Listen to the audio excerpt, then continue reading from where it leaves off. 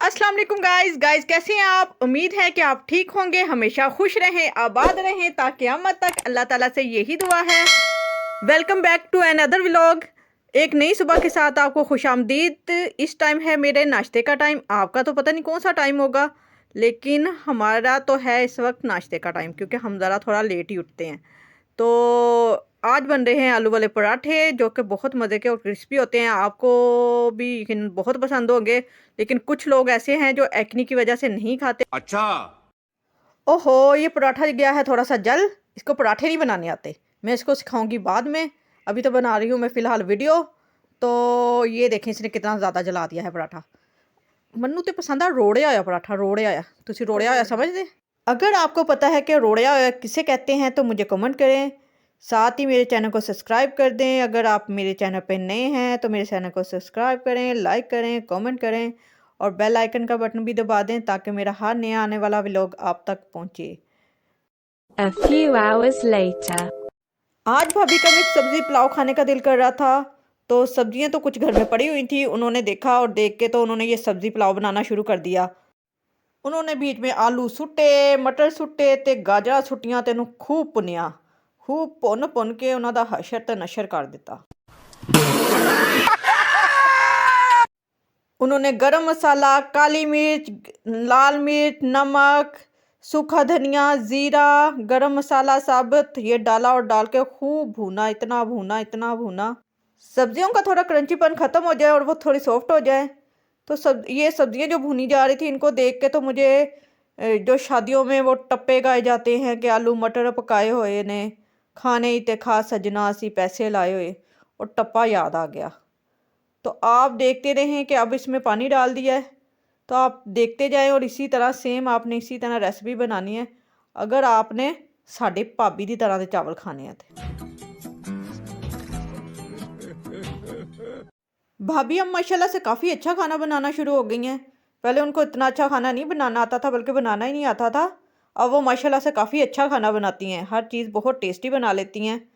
तो चंद चीज़ें हैं जो उनकी बहुत ही अच्छी बनती हैं, जैसे उनकी बिरयानी बहुत अच्छी बनती है, उनकी कड़ी बहुत अच्छी बनती है। तो ये चीज़ें हैं जो वो बहुत ही अच्छी बना लेती हैं। पराठे उनके बहुत अच्छे बनते हैं। ये जो मैंने स्टार्ट में कहा वो तो बस मैंने एक जैसे जस्ट जोक था, लेकिन वो बहुत अच्छे पराठे बनाती हैं। मैंने आपको पहले भी बताया था कि वो भी स्टडी ही कर रही थी जब उनकी शादी हो गई थी।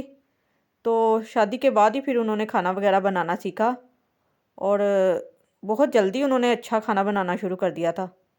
अक्सर ऐसा होता है कि जिन लड़कियों का फोकस स्टडी की तरफ होता है तो वो खाने की तरफ इतनी तवज्जो नहीं करती, लेकिन जब उनकी शादी हो जाती है तो वो काफ़ी अच्छा खाना बनाना शुरू कर देती हैं।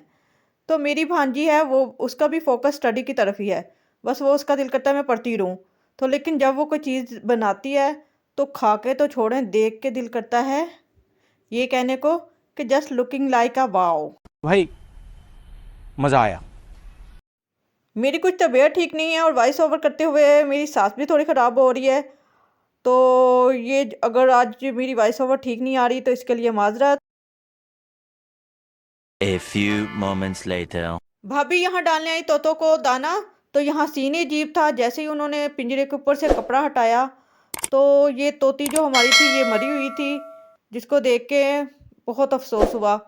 ये देखिए उसने 3 अंडे भी दिए हुए थे और तोती पता नहीं कैसे मर गई। इतनी सर्दियों में तो उसे कुछ नहीं हुआ, तो जैसे मौसम चेंज होना शुरू हुआ तो वो मर गई है।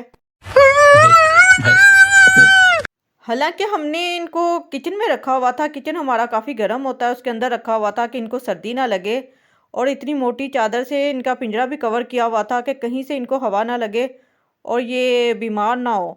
लेकिन फिर भी पता नहीं क्या हुआ, ये कैसे मर गई।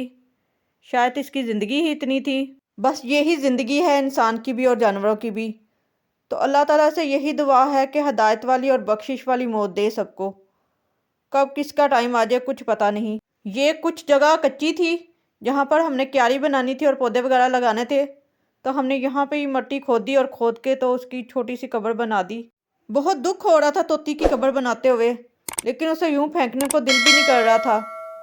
दफना तो रहे थे हम इसको, लेकिन एक अजीब सा दुख था।